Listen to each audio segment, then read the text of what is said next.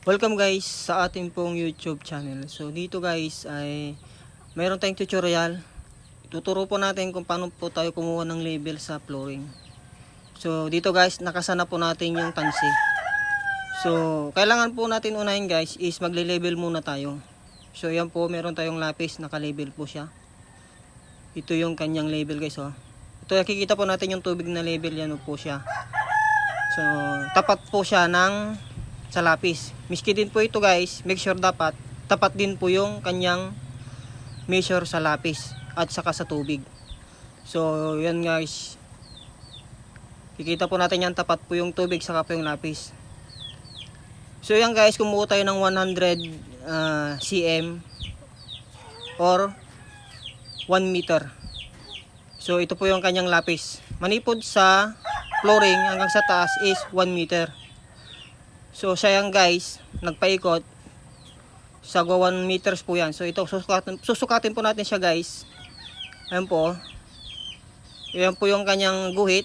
Yung lapis is 100 cm or 1 meter. So yan guys, nakuha na po natin. So yan po.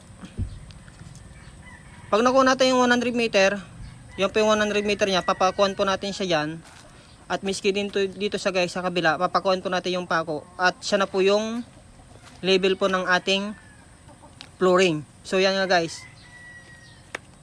1 meter po yan. Bumaba po tayo ng 1 meter, saka sa 1 meter.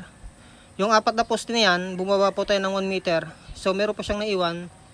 Kaya siya na po yung label po natin ng flooring. So makikita po natin yan guys oh, yung tansi.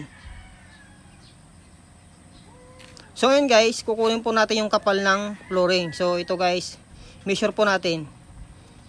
Oops, yan guys, yung dalawa pong hiwa ng palatanda ng kamay is ito po yung 2 or 2 inches.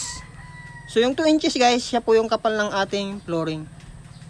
So yan na po yung ating tutorial kung paano tayo mag-level po ng flooring ng level hose. So maraming salamat guys. Sa mga hindi pa po nakasubscribe, please subscribe na po tayo.